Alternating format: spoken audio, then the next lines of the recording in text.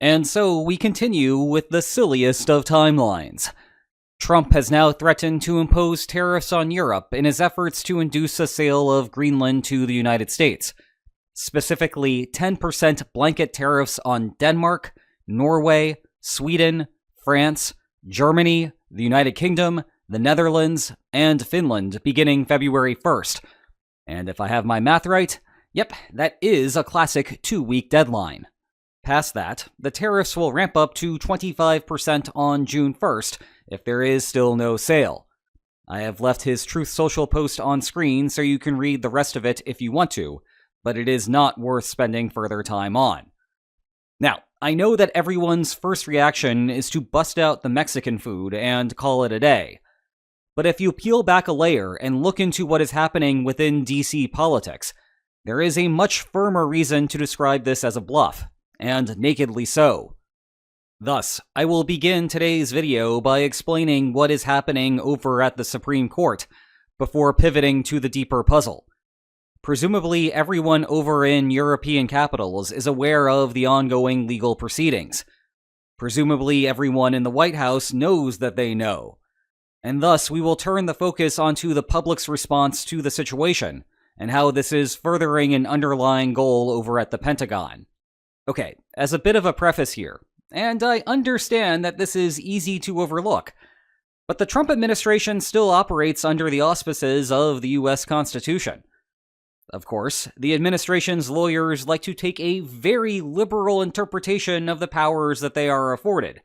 And yes, that is probably the last time that I will use liberal to describe them in any context. Now, Trump's White House is not the first to act this way. Back in my day, it was the same rallying cry against the George W. Bush administration.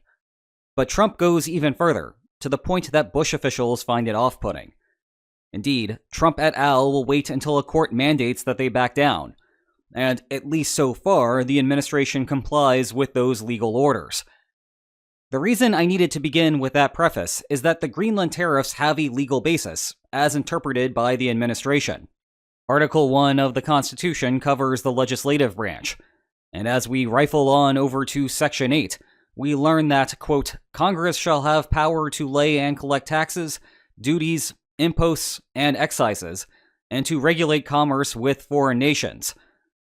Beyond learning that the Founding Fathers had the same preference for capital letters as the sitting president does, and also learning that they hated the Oxford comma, which, come to think of it, makes sense given that they just revolted against Britain. The basic point is that Congress gets to set taxes. Now, with an important caveat that we will circle back to later, Congress can delegate that authority to the executive branch.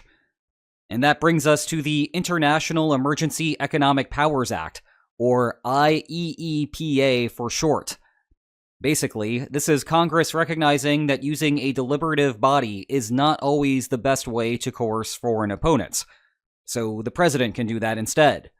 Regarding international trade, the act empowers the president with a lot of verbs: to investigate, regulate, direct, compel, nullify, void, prevent, and prohibit. This is the legal basis that the Trump administration has offered for all of the tariffs that we have talked about over the last year, and presumably it will be the same story as it relates to Greenland. Of course, not everyone agrees that this is a legitimate legal rationale. Last year, the case Learning Resources v. Trump was brought to the Supreme Court. Oral arguments were made, you will remember, on the 5th of November. To spoil what followed, the court was skeptical of the administration's argument. To get more granular, there were 3 issues. First, the International Emergency Economic Powers Act requires an emergency to invoke. Trump's lawyers cited 2 emergencies previously: the fentanyl epidemic and trade deficits. Both of these had the problem of being long-lasting and pre-existing issues. The United States has not had a trade surplus since Gerald Ford was president, while the fentanyl epidemic goes back to the tail end of Obama's administration. This calls into question the emergency timing. The Trump administration also describes Arctic security as an emergency situation, so presumably it will be the same story here. But there is no publicly available evidence to indicate that there are presently any foreign threats, particularly involving Russia or China. The Arctic will become increasingly important over the next decade, and emergencies may happen then, but we are not there yet. Moreover, it is especially problematic for this argument that these tariffs are only being levied on European allies, and not on Russia or China over the same security concern. That said, this is still the least problematic part of the administration's argument. The Supreme Court historically defers to the executive branch on matters of international security, and they may fall that way again here. That is not to say that the Supreme Court will side with Trump overall, just that there are deeper problems. Actually, the most problematic part is that the act does not explicitly grant the president the power to levy a tax. Recall that there were a ton of verbs in the text, but tax, tariff, and impose, as in a duty, were none of them. This was the subject of the bulk of oral arguments. Trump's Solicitor General pled his case. Quote, "The phrase regulate importation plainly embraces tariffs, which are among the most traditional and direct methods of regulating importation." The tariffs' opponents countered that, quote, "Tariffs are taxes. They take dollars from Americans' pockets and deposit them in the U.S. Treasury. It is simply implausible that in enacting IEEPA, Congress handed the president the power to overhaul the entire tariff system." The justices seem sympathetic to the opponent's argument. Amy Coney Barrett asked, quote, "Can you point to any other place in the code or any other time in history where that phrase together, regulate importation, has been used to confer tariff-imposing authority?" Trump's lawyer had no response, perhaps telling given how the act has been around for half a century. Another consideration here is that the Supreme Court's rule of thumb is to default to the explicit text in cases of major policies. For example, if Trump were to use the IEEPA to narrowly apply a tariff that only affected one person for $100, then the Supreme Court may pass on the issue. The fact that we even have this video tells you that the tariffs in question are nothing of the sort. They have dominated multiple news cycles. We have a Liberation Day named after them. Trump was even throwing hats to the crowd to celebrate. The final bit is that Justice Neil Gorsuch was preoccupied with whether the entirety of the IEEPA was legal. Congress can delegate authority, but they cannot abrogate their responsibility. Undoing the act requires the president's support, which will never happen, or a supermajority of support in Congress, which is rarely feasible. It is possible that you will have one justice vote to completely eliminate the law. Now, as a political scientist, I am here to remind you that the Supreme Court is a set of political actors. And while they often couch their policy choices in terms of legal theories, ultimately they are choosing policies in a political context. Currently, there are 3 liberals and 6 conservatives on the court. But John Roberts is a relative moderate interested in preserving the power of the court. Coney Barrett was seemingly unimpressed, and Gorsuch took a much larger swing. Even if one of them ultimately pulls out, you still have a majority against the tariffs. Unlike reluctant conservatives in Congress worried about getting primaried, Supreme Court justices have lifetime appointments and are therefore much better able to vote their preference. Does that guarantee that the tariffs will disappear soon? No. Many expected the court to issue a ruling in December. That did not happen, and we are now in the back half of January, still without hearing anything. Kavanaugh, in particular, wondered why the IEEPA would give the president the ability to block trade, but not tax it, given that infinite taxation is a full block, and that more moderate positions use less presidential power. It is worth noting that the betting odds put the Supreme Court rejecting the tariffs at 65%.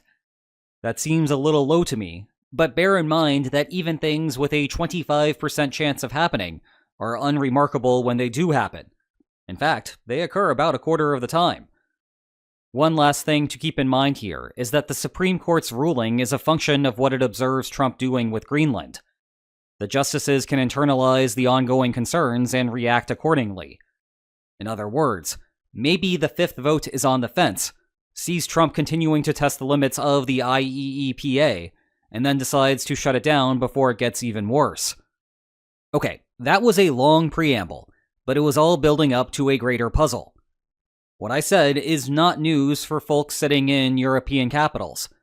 They have been keeping a close eye on the case for months, because the trade policy matters a great deal aside from what is happening now with Greenland. Presumably, the White House knows that Europe knows this. Thus, the White House can also infer that Europe is not going to buckle to any tariff threats that are likely to fall apart in short order. Never mind that the tariffs are not massively large, to the point where Europe would face substantial hardship by not conceding. And indeed, European leaders quickly responded by writing social media posts that more or less said, "LOL no," but in more diplomatic language. So, what the heck is the administration thinking here? Well, ask yourself two questions. Which countries are under sanction threat, and what has the modal response to this been from European voters? On the first question, if I had not already told you the 8 targets, but I did tell you that the United States was about to levy sanctions, which country would you think would be the target? Probably just Denmark. Denmark is the country that owns the island. But it is not just Denmark. It is the United Kingdom, and Germany, and France, and the Netherlands, and Norway, and Sweden, and Finland. In other words, it is the collection of countries that might contribute security forces to the island. A country like Estonia, which has declared support for Denmark but is not an Arctic nation, has a tiny navy, and is otherwise sidetracked by having to defend the border with Russia, is not under sanctions target. Meanwhile, what has been the modal response from voters of the targeted countries? 1. Anger that Trump is doing something silly. 2. Resolve to not back down. And 3. A push to contribute security forces to the island. We therefore seem to find ourselves in the usual situation. Trump threatens tariffs with a 2-week deadline. What usually happens from here is that the target scrambles to make an effort to appear to be complying with an underlying White House goal. When the deadline arrives, the White House backs down but claims a victory in having moved the opposing policy. And usually something does happen, even if it is nowhere near the White House's claimed goal. Nonetheless, that is the origin of the taco reputation. Maybe it will be different this time, but the tariffs are self-harming. The administration is aware of it to some extent. P.S. Has anyone checked on Rubio in the last 24 hours? And so the threats have more bark than bite. Compare that to what the administration has done kinetically, where the United States can inflict damage to the opponent at disproportionately high rates. Much less tacoing on that front. To be clear, I cannot begin to claim to know exactly what is going on in Trump's mind. I can speculate, but that is the extent of things. Please do not at me when things go off the rails for yet another reason. Trump certainly would love to buy Greenland if Denmark somehow loses its mind and sells. Trump invading Greenland would set off a domestic crisis inside of the United States like none of us has seen in our lifetimes. It would also be really silly to instigate a public spat over Greenland before doing it, rather than, just doing it. But what I am really here to tell you is that plenty of people inside of the Pentagon have long sought Europe to invest more in the region. And what is happening rhetorically is not matching what is long-run feasible, given all sorts of congressional constraints, never mind the ability of the next administration to undo whatever executive orders Trump puts into place. In contrast, how Europe is responding is matching those long-run Pentagon goals. Do with that information what you will. Think about what it means if Trump is not crafting policy, but rather is pushed in directions by his advisors until they get something that they want. Also ask yourself whether accomplishing this goal is worth upsetting major trade partners and inducing their populations to start boycotting your goods. As for me, I am once again going to the Winchester, having a nice cold pint, and waiting for this to all blow over. Meanwhile, in case you missed me crash a $2,000 military drone as I learned some of the critical problems facing Western drone manufacturers, check out this video. And if you enjoyed today's video, then please like, share, and subscribe, and I will see you next time. Take care.